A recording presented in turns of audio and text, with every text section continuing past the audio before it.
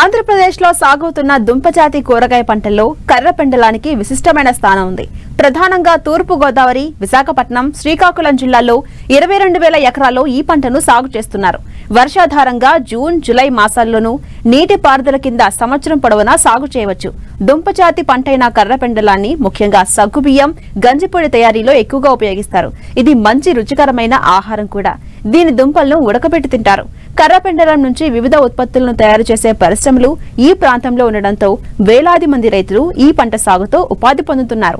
మెట్ట ప్రాంతాల్లో వర్షాధారంగా కర్రపెండలం సాగు గురించి ఇప్పుడు తెలుసుకుందాం.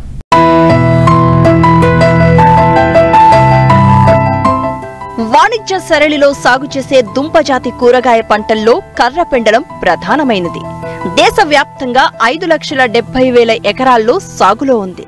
కర్రపెండలాన్ని కసావా లేదా టాపియోకా అంటారు. ఇది ఉష్ణ మండలపు పంట. అధిక తేమ, ఉష్ణోగ్రత గల వాతావరణం సాగుకు అనుకూలంగా ఉంటుంది. సరైన వర్షపాతం గల మెట్ట, కొండ ప్రాంతాల్లో వర్షాధారంగా ఆరుతడి పంటగా సాగు చేయవచ్చు. నీటి ఎద్దడిని బాగా తట్టుకుంటుంది. ఏజెన్సీ ప్రాంతాల్లో అధికంగా సాగులో ఉన్న ఈ పంటను ప్రధానంగా తూర్పుగోదావరి జిల్లా పెద్దాపురం డివిజన్లో అధికంగా సాగు చేస్తున్నారు. జూన్, జూలై మాసాల్లో ఈ దుంప పంటను సాగు చేస్తారు. డిసెంబర్ నుంచి మార్చిలోపు దుంప తీతకు వస్తుంది. దీని పంటకాలం రకాన్ని బట్టి 8 నుంచి 10 నెలలు ఉంటుంది. కర్రపెండలం దుంపల్లో పీచు పదార్థంతో పాటు పిండి పదార్థం ఎక్కువగా ఉంటుంది. వరి పండని ప్రాంతాల్లో, దక్షిణాఫ్రికా వంటి దేశాల్లోని ప్రజలకు కర్రపెండలం ప్రధాన ఆహారం. దీని దుంపల నుంచి తయారు చేసే పౌడర్ను వస్త్ర పరిశ్రమల్లో షైనింగ్ కోసం వాడతారు. అలాగే సగ్గుబియ్యం, జిగురు తయారీ, పశువుల దాణా తయారీ పరిశ్రమల్లోనూ ఇథనాల్ తయారీకి ఎక్కువగా ఉపయోగిస్తారు. దుంపలు తీయగా ఉంటాయి కనుక చిప్స్ తయారీలోనూ వివిధ వంటకాల్లోనూ వాడుతున్నారు.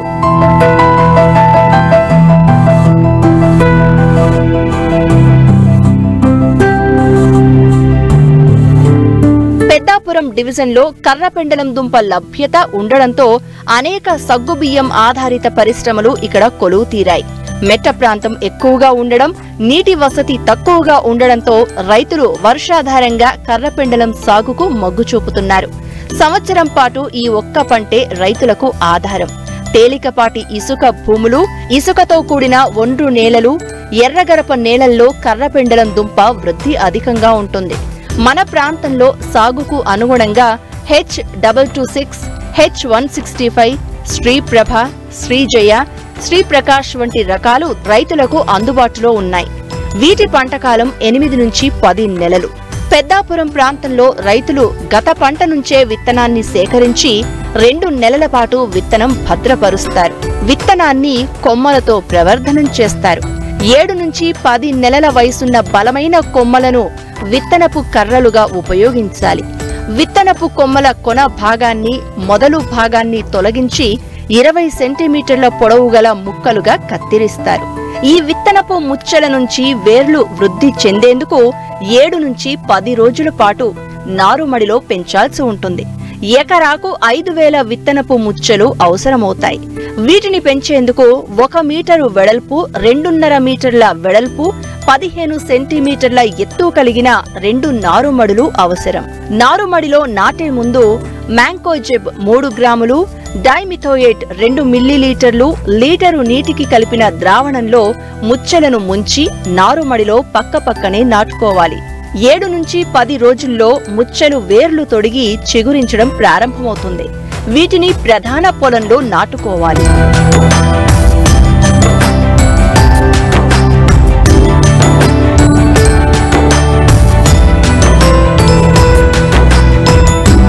నాటే ముందు ఆఖరి దుక్కిలో ఎకరాకు 5 టన్నుల పశువుల ఎరువు, 150 కిలోల సింగిల్ సూపర్ ఫాస్ఫేట్, చెదల నివారణకు 20 కిలోల లిండెన్ లేదా మిథైన్ పెరాథియాన్ పొడి వేసి కలియదున్నాలి.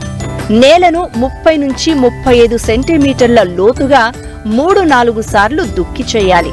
వర్షాల వల్ల భూమిలో తగినంత తేమ చేరిన తర్వాత ఆరోగ్యవంతమైన వేరు, చిగురు తొడిగిన ముచ్చెలను నాటడానికి ఉపయోగించాలి. వరుసలు, మొక్కల మధ్య ఎటు చూసినా 90 సెంటీమీటర్ల ఎడం ఉండేటట్లుగా 5 సెంటీమీటర్ల లోతులో ముచ్చెలు నాటుకోవాలి. నాటిన వారం 10 రోజుల్లో ముచ్చెల నుంచి కొమ్మలు విస్తరించడం ప్రారంభమవుతుంది. నాటిన 10 నుంచి 15 రోజుల్లో చనిపోయిన మొక్కల స్థానంలో 40 సెంటీమీటర్ల పొడవున్న వేరు తొడిగిన ముచ్చెలను నాటాల్సి ఉంటుంది.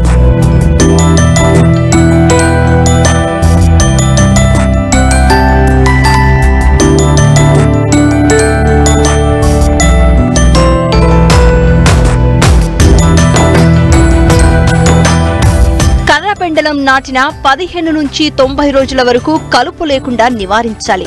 ఈ పంటకు నత్రజని, పొటాషు ఎరువులను పైపాటుగా అందించాలి. ఎకరాకు 24 కిలోల నత్రజని, 24 కిలోల పొటాష్ సరిపోతుంది. దీన్ని 3 సమభాగాలుగా చేసి నాటిన 30, 60, 90 రోజులకు వేయాలి. ప్రతి మొక్క చుట్టూ గొప్పు చేసి మొక్కల మొదళ్లకు మట్టిని ఎగదోయాలి. 3 నెలల వరకు తోటలో రసం పీల్చు పురుగులు, మచ్చ తెగుళ్ల బెడద లేకుండా జాగ్రత్త వహించాల్సి ఉంటుంది. ఈ పంటలో ప్రధానమైన సమస్య కసావా మొజాయిక్ వైరస్. దీనికి నివారణ లేదు కాబట్టి తెగులు సోకని తోటల నుండి నాణ్యమైన విత్తనాన్ని ఎంపిక చేసుకోవాలి. వైరస్ ను వ్యాప్తి చేసే తెల్లదోమను సకాలంలో అరికట్టాలి. దోమ కనిపించిన వెంటనే డైమిథోయేట్ 2 మిల్లీలీటర్లు లేదా ఎసిఫేట్ 1 గ్రాము లేదా ప్రొపినోఫాస్ 2 మిల్లీలీటర్లు లీటరు నీటికి కలిపి 15 రోజుల వ్యవధిలో 2 సార్లు పిచికారీ చేయాలి. మొజాయిక్ వైరస్ ను సమర్థంగా తట్టుకునే శ్రీరక్ష 1, శ్రీరక్ష 2 రకాలను సాగుకు ఎంపిక చేసుకోవాలి.